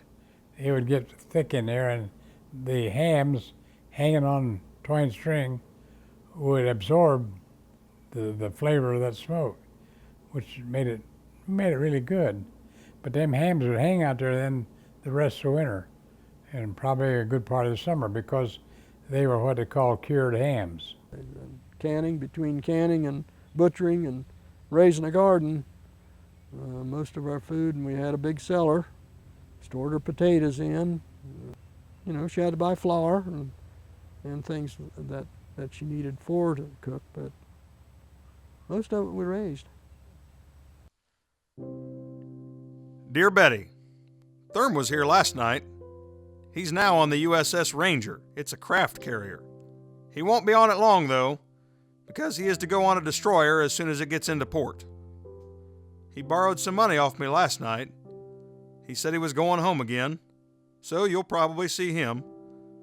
I guess I'll see him a while after he gets back, because the WASP squadrons are to go aboard the Ranger for a 2-week cruise. As far as I know now, we are to spend a week in Cuba. With nothing more, I'll close. Dale. I just received your letter this morning. I shouldn't answer it, though, until I give you a chance to catch up with me. Do you realize how many letters I've written you lately? Well, you just get busy and do the same. Good heavens, now is the time I should be having fun. After I graduate, I'll be out in the world. I want to go out and make something of myself and do things. Can you see what I mean? I want to travel and see things. I can't join the Navy, but I can travel on my own if I get enough money, and I will. My beds are not made, nor my dishes done, and here I sit, writing pages and pages. Gee whiz, 9 pages. And you're the one who said you were afraid we'd run out of things to say. Well, you'd better blush. I'm just like all the rest of the females. I'll always have something to say. Really, though, I've got to get this work done. The house is a mess. I wish Dad had to work today. He gets in the way. Men always get in the way when you're trying to clean house. Well, get busy and start answering this. Your friend, Betty Jane. We had a running spring under the house. There was a constant stream of water coming, and it was cold. The spring water is always cold. And we had stones down in that water that when we set a crock on it, the water would only come up about halfway, and that kept it cold. Now, as that stream went on, it went out underneath this house, or the room that Pappy built on. So he dug a ravine in a line of water that was maybe 2 foot deep. Then he put a pipe in there with a hand pump up in this little room on the left. And you could pump that up and that would hold prime because of the way that it was constructed. And we didn't have to go down the basement and carry water from there up to the kitchen because we could go out there and pump it up, and her laundry and all was the same way. She would heat the water on the cook stove. Once the cook stove was lit in the mornings and got going, it was hot all day. She heated her irons on that for ironing. And they had what they call a warming closet. And in the warming closet was water that from the heat up front would circulate the air around it, and that would always be warm water. And she would dip out of that for her washing, but she also had a copper kettle tub that she put on the washer on the stove and would heat water in that and bucket it out to her laundry. I expect you think we have forgotten you. We received your letter with the $10, which was very much appreciated. Thanks a lot. I sent in an order to Sears before Christmas. Most of the order was things which all really needed. Bobby got a pretty red cap and a sweater, and for Max and Verlin, heavy underwear, shirts, stockings, and caps for school. Sam and Vivian got boots. I got a game of bingo for all to enjoy. Even Verlin can play it. Daddy got 4 pair of socks, 2 boxes of candy, a pound of tobacco for his pipe, a quart bottle of cough medicine, or that is what Mr. Stroop called it, some handkerchiefs, and the box of Camels which you sent. He has been smoking quite a lot of them, and Daddy bought 2 bushel of apples for Christmas, and they are going fast. We had rabbit for dinner on Christmas. Did not have snow for Christmas, but then it snowed and covered everything. So the children got the sled out, and we're sledding this afternoon. Bus had fun in the snow with the kids. He wanted to pull the sled by the rope with his teeth. Mom. Hey, that button doesn't belong there. Yes, it does. Sam, What's going on here? that button doesn't belong there, and he says it does. When the war broke out, we didn't have to worry about food. We had our garden, cows, chickens, hogs, and we ate good. Maybe a lot of times it was ham and beans, and fried potatoes. We had lots of fried potatoes. Well, when hunting law came in, it's usually on the 15th of November. Then there was lots of game, a lot of pheasants, lots of rabbits, and we'd go out as a group together, and we'd have maybe a dozen rabbits we would get that day, and we would bring them on in and skin them out, and my mother would clean them up and store them in the basement so they would last longer. But there was nothing better than rabbit gravy. And pheasants, we would always have 4 or 5 pheasants.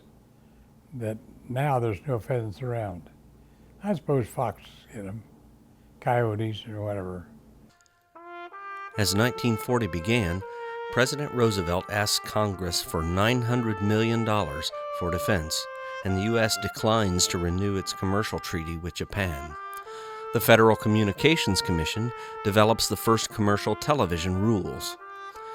The United States begins to supply Great Britain with surplus war material, including aircraft.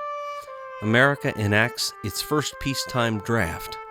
More than 16 million men between 18 and 35 years of age will register for possible military conscription. The Germans begin construction of Auschwitz, the largest concentration and extermination camp in the Polish area.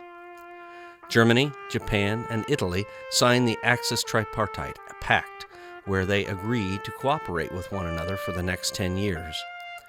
Germany invades Norway, Denmark, the Netherlands, Belgium, Luxembourg, and France. The first all-night German air raid on London begins the London Blitz, and America sends fully supplied destroyers to Britain. Gone with the Wind is coming to Dayton February 2nd. I can hardly wait. I think they're going to charge 75 cents and $1 per seat. It lasts 4 hours with a 20-minute intermission. Do you believe in mental telepathy? You know, communication by thought. At a certain time every day, you think of me real hard, and I'll do the same. Let's say at 8 o'clock every evening. Do you want to? Your friend, Betty Jane. P.S. The thoughts are supposed to be so strong that you can almost feel them. They're also supposed to bring people closer.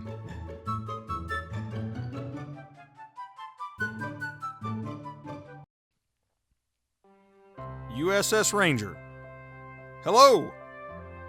All aboard the USS Ranger for qualification and carrier landings. The last few days we had plenty of extra work getting moved aboard and getting all the planes in the very best of shape for this little cruise.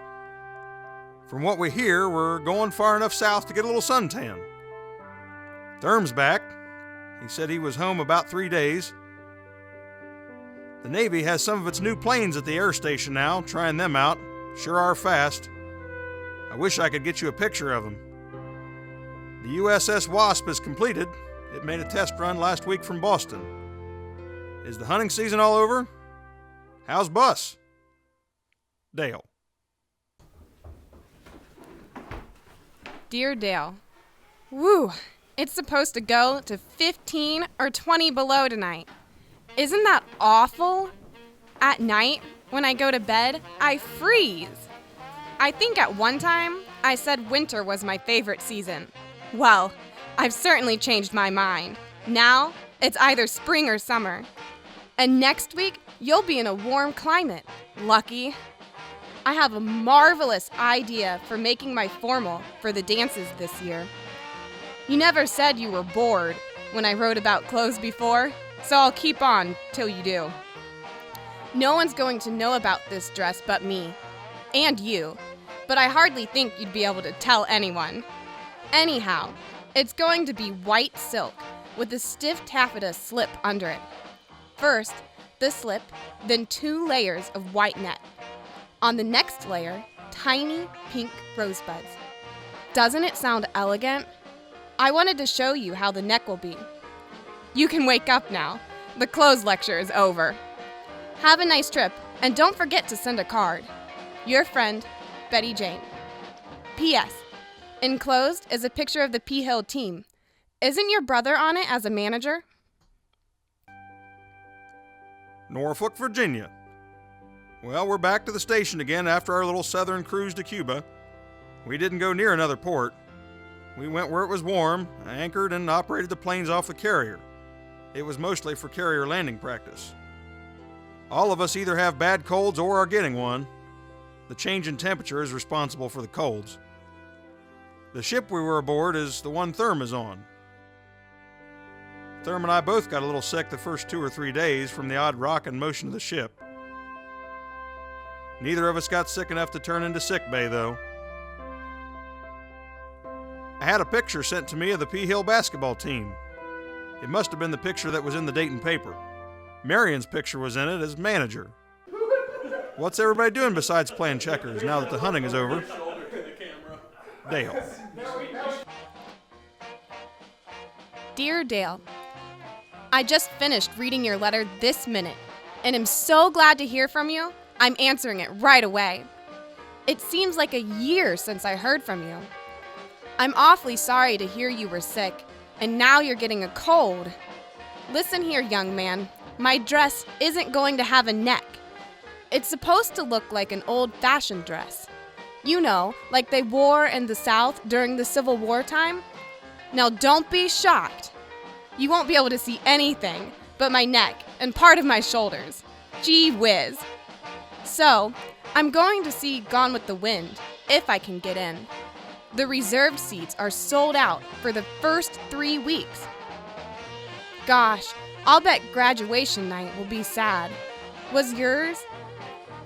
I'm one of those people who won't let themselves grow up. I want to stay young.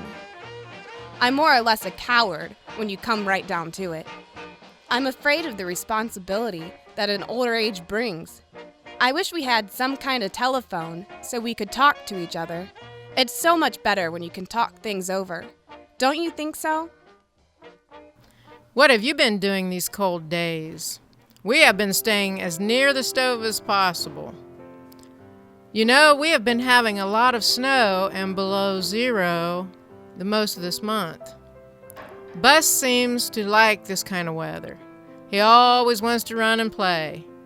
Max was out this PM and hit a cob in a deep snowdrift, then told Bus to get the cob, and he acted if that was lots of fun. Melvin and a couple of other boys were down in the fox district the other week. They saw one fox and chased him a couple of hours and shot at him 8 times, but I guess he gave them the slip. Now Melvin is waiting for warmer weather so he can set some traps. Do you think he will get a fox? I got my doubts. We got a letter from Jeanette last week. They were all well. Marion was surprised about you seeing his picture in the paper. He has not seen any of them yet. You ask what we have been doing besides playing checkers. Daddy has been feeding and carrying water to the hogs.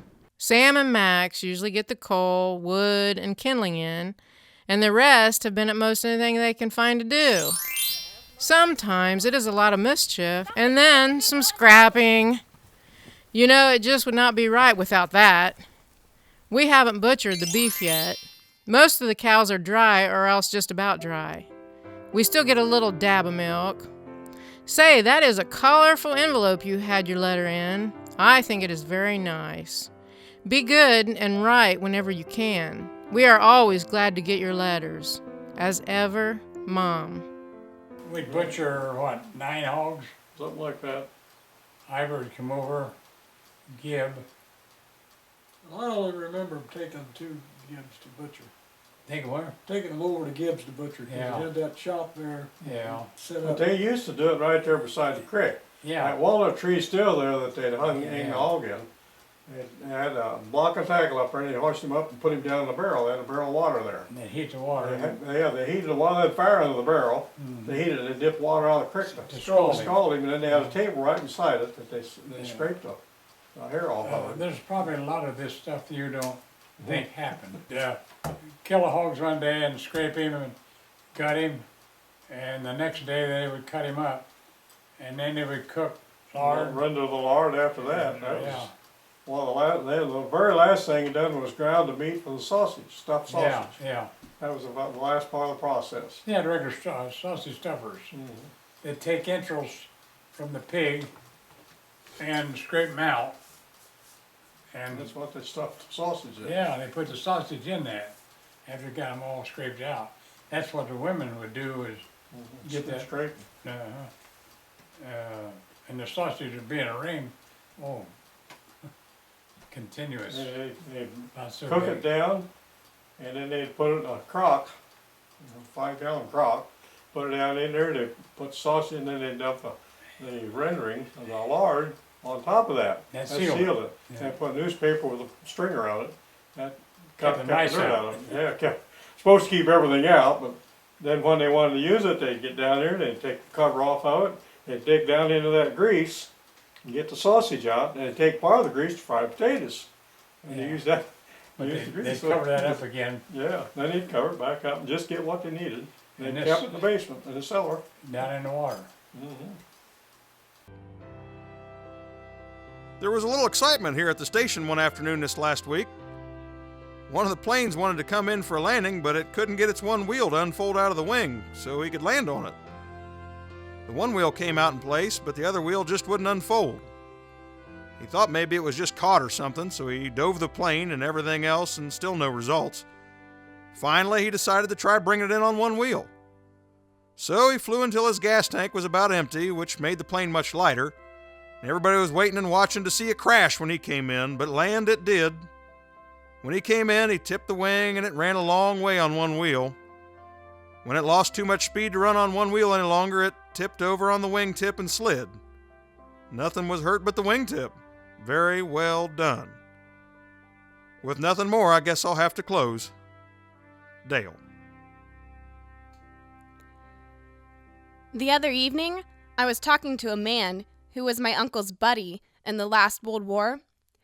He seemed to think the United States would be in this one by April or this summer. Of course, no one knows, but I am worried. After all, it's getting closer in more ways than one. I was also talking to a Red Cross nurse, and she said during a war, the Red Cross will take volunteer women as ambulance drivers. I'm not joking when I say I think that's exactly what I would do in case of war. Betty. P.S. When I'm 18, I'll practically be an old woman, won't I? I have to stop now and listen to a lecture on the war in Europe. I'll write more later. Hello, Dale. I suppose you think I forgot about you, but I haven't. It has been very cold up here this winter, 27 below zero for 2 days. I butchered the beef the other day, so we are eating beef, pork, and potatoes this winter. I think that is very good eating. The Beringer boys were down last night, had a few games of checkers. They ask every day if we have received any mail from you, so you will have to write as much as possible. Your dad. P.S. I see Verlin and Max has written you a few lines. Hello, Dale. I can write my numbers up to 100 and I can write my ABCs. What are you doing? Bus takes me rides on the sled. This is Verlin Adams. Hello, Dale. We've been having lots of fun with the sled and Bus this winter. Bus is getting bigger. Bus likes to go get a cob. I did not have the mumps yet. I guess I jump around too much. This is from Max Adams. They had a table on the north, or on the West, north of the west wall. with a bench behind it. Yeah, and that was one where the seat overhung the legs. And somebody sat on one end, you didn't have somebody at the tip. Yeah, yeah. So you had to be careful. When you sat down, you didn't dare sit on the end first, you had to put somebody in the middle. And then, if they was full. And the thing I remember about that is each of us had a place. Yeah. Yeah. And I sat on the south end of the bench. And they started the food around on the east side. I was left at it. Yeah. And if there's some left, I got some. And you know, the meat plate sat in front of Dad. Yeah. And when it come time for meat, you passed your plate and he'd see who it was, and that was the size of the portion you got. You know, Yeah. if you was littler, you didn't get so much. You know, it was divided by what your size. And it was one time round, that's all you got to eat. Now you could have all the lettuce you wanted, and beans and cornbread and stuff like that, but meat was one time round. Fried potatoes. Yeah, had fried, oh yeah, you had plenty of fried potatoes. Hello. I got Daddy, Max, and Verlin's letters. I can picture seeing Max and Verlin writing their letters. Did Max continue to jump enough to keep the mumps away? Tell the two little birds to write again sometime. There was no flying today, so we gave the planes a polishing. Dear Bro, Mom wrote me and said they had the mumps. We saw a little article in the paper last night, and it made us think of you and wondering how you're getting along. It was about the new airplane carrier, the Wasp. Isn't that the ship you're going to cruise on? The article said something about fires breaking out on it and that it had been out on a shakedown cruise off Provincetown. Come see your dad. You must write to us from time to time and tell us where you are. We sure hope you enjoy it. You know, that is something that none of us ever expected to experience. So enjoy it for the rest of us. It says here there was a fire on the Wasp. Keep well and fit and write. Well, checkers is about the only thing we ever played. They tried to get Chinese checkers to work out, but it never did, not like checkers. And Harry Branger, he was one of the younger ones, he and I would go coon hunting with him all the time. George was Harry's older brother, and Pappy was awful hungry for coon hunting, and Dale would go, and Melvin sometimes, and I'd go along. Well, Pappy always carried a lantern, and he was his dogs, and the dog would bark on a track or tree, and Pappy'd take the lantern and then he'd take off. And we were left behind with no light, didn't know where he was, and we heard the dog barking, we'd go in that direction. After a while, when they get there where the dog was treated, it'd be a possum or something that was worthless.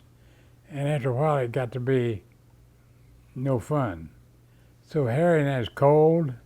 Harry and I would stay home down there in the house and we'd play checkers. We got pretty good at it with one another. And that was our main, we'd play checkers till after midnight if they were still coon hunting. But that was our main entertainment. Well, there is a checker match in progress now. George and Harry are here playing with Melvin and Daddy. We butchered the beef some time ago. I got 86 quarts canned and cooked the last bone today, and we had chili soup for supper. The two little birds said they would write again sometime. It is beginning to look bad for the Finns. I do hope they hold out. That sure was some adventure, landing a plane on one wheel. This checker game is getting exciting. Daddy and Harry just finished with Harry a winner. Now Melvin sat down and Harry said that he is playing the kingfish this time. I will be glad when spring gets here. I am tired of winter. Oh yes, I almost forgot to tell you that Melvin got his collarbone broke. He has a metal brace across his back to hold his shoulders firm. I hope you don't get so seasick when you go out this time. Your eyes might get sore if I don't stop soon. Who's winning in there, anybody? I'll close and wind up for the next time. I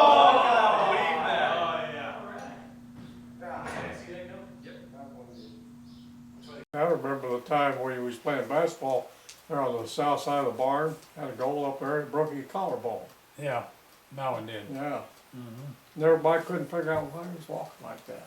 You know, he said there's something there ain't right. Yeah. His doctor. And he wore a brace in for for a while. Yeah, You know 6-8 weeks. Well, it was just kickball. We did kicking the ball from one to the other. You know, trying to keep it away from one another. Keep away, you might say. That's all it was. The ball was a very good ball, but we'd kicking the ball and running around like a bunch of kids, and Melvin was the biggest one. And somehow or other, one of us tripped him, or he fell over one of us, or something fell down and broke his collarbone. But he didn't know that happened. It was quite a while before it got sore on him, and then Mom got to feeling around on it and said, I think it's broke. I think there's something broke there. And so we took him up to Doc Arthur, and Doc Arthur, he fixed him up.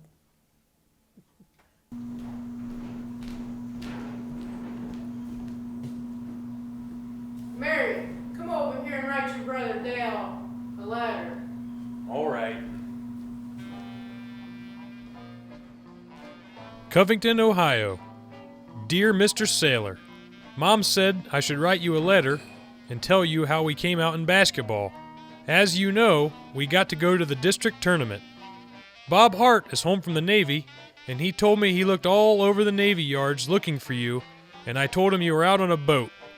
He asked me the name of it, and I told him. He said he passed the Ranger going out just as he was coming in on the Wichita. He said he would write you a letter. It won't be long till school will be out. That is what I am looking forward to. There is only 7 weeks yet. I will miss about half of them. I'll have to help Dad steam tobacco beds, and that will take about 3 weeks. I won't mind getting a letter from you. Your brother, Marion. Bob Hart knew Dale from high school, remember? He graduated with Melvin, then immediately enlisted in the U.S. Navy. The world is not as big as it seems, even though these high school classmates are so far away from home. They are still close to each other. I went on to the Wichita, and I was assigned to the 4th Division, which is the deck force. And we were assigned to tying up to the dock and keeping the deck clean. And when I enlisted the Navy, I told the recruiter that I wanted to be an aviator. And he said, well, then you want to be a radioman if you want to do that. And obviously I didn't go to radio school. So I applied to the ship office to be transferred to the radio division. And they assigned me to the C Division of the Flag Allowance, which was the Admiral's enlisted flag allowance. And so I went up to the radio room, and I was what you call a striker. I made coffee, went on errand, and I waxed the decks. And in my spare time, I learned radio code. And fortunately, I had the talent, not intelligence, it's just something you have or you don't have. And I learned radio code, and so I was assigned what they call the emergency frequency, which is 500 kilocycles, and you listen for SOS from ships that are in distress. You copy what they call Fox broadcast, which is 17.8 kilocycles, and those are broadcasts for ships that are under radio silence or ships that are a long ways off, and then you're responsible to forward those messages to those particular ships. And that's continuous broadcast. And I did that for about 6 or 8 months, and still get coffee if I had to. How did Melvin break his collarbone? That will take well into the summer for it to heal. Navy pays off for us. Yeah. We won't have to go aboard the Ranger anymore, and Therm is being transferred to a ship in Philadelphia tomorrow. Good luck, Therm. We took 2 cruises together anyhow. I'm sending along a clipping I cut out of the newspaper, a picture of the USS Wasp. I don't know whether you have seen its picture before or not. How has things been going around home? Has the spring work started yet? As ever, Dale. Thanks a lot for sending the picture of the wasp. We had not seen any yet. It will be nice to keep in your album. I guess I did not tell you just how Melvin got his collarbone broke. He and Sam got mixed up in a keep-away game. He gets rather disgusted to think this had to happen just at this time. But so it is, and he is getting along okay. How many eggs did you eat on Easter? I bet not too many. I just fried a skillet full for dinner, so that was not too many for all of us. We had ice in the milk for breakfast on the oats. I had put the milk out on the back porch, and it got most too cold, thanks to the cold outside. Well, Max did not keep jumping enough not to get the mumps. So he had them all on the right side, and was he ever swelled. I'll say he was swollen enough on that one side for both sides. He was surely a sight. But he is okay now and is going back to school tomorrow. He wrote you a letter. He made it all up by himself. As ever, Mom. Hello, Dale. Bus has too much burrs, which he pulls out. Do you know when you are going on the boat? Is it snowing down there? Haha, this is Mumps, Max Adams. Yeah, the time I got him, Sam had just got over him not too long before. And I got up one morning getting ready to go to school, and Mom says, "You can't go to school, you got the mumps." Of course, I was all swelled up here. And what happened, I don't have it was swelled on one side. And she said, "You can't go to school." And I remember that at the time, they had a telephone exchange in Pleasant Hill. And our class was scheduled to go down and look at that, see. Well, I never got to go because I was home with the mumps. And it wasn't 1 week, it was 2 weeks, because I any morning got over them on one side and got them on the other side. So I was out for 2 weeks.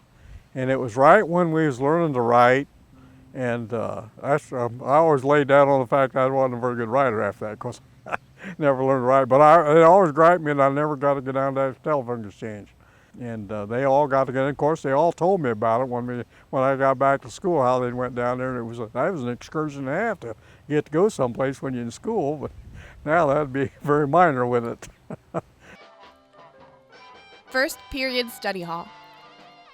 Dear Dale, I should be studying, but I feel like writing to you instead.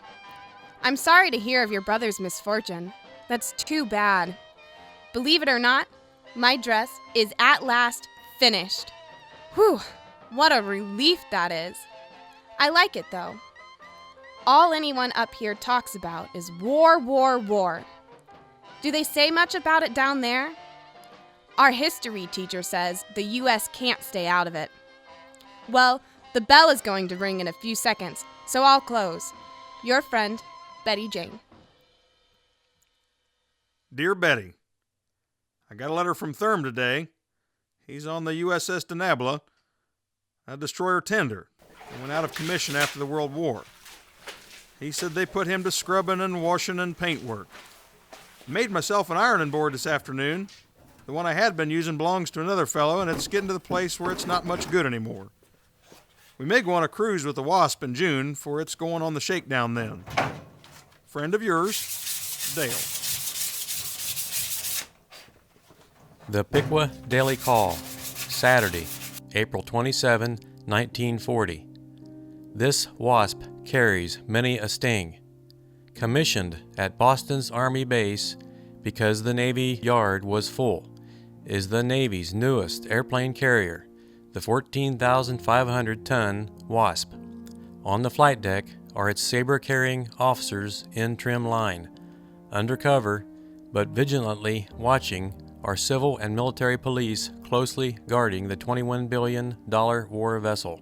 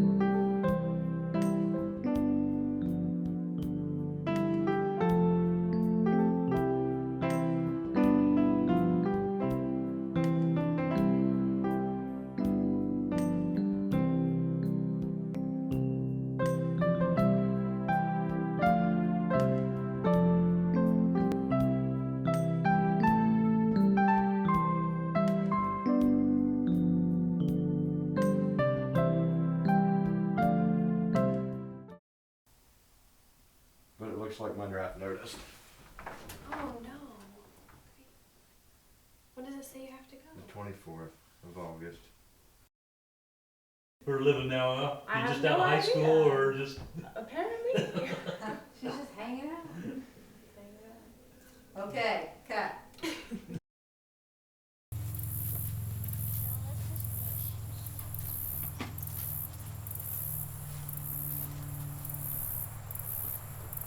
Set it down on the ground, Caitlin. There you go. I want Jeanette's doily to be in this. That's a doily. What's a doily? That thing. It's like a piece of lace. Ready? Yeah.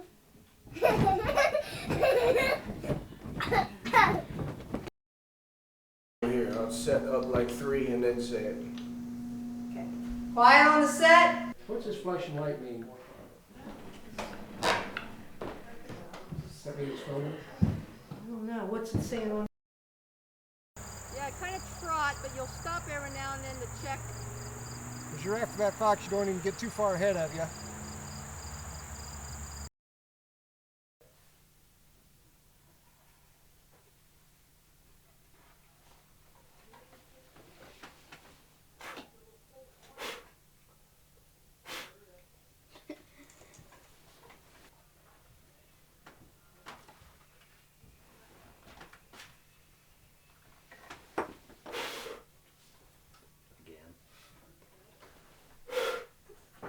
Might as well start over. Yeah.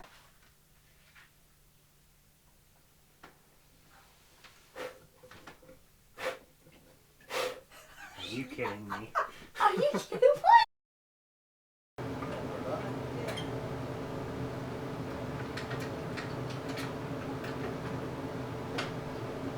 Wow. That is great. You got that? Yep. Okay, so Camera's does on. her angle look all right, Doug? Mhm. Okay. Yeah, gotta start over. Are you able to see the other letters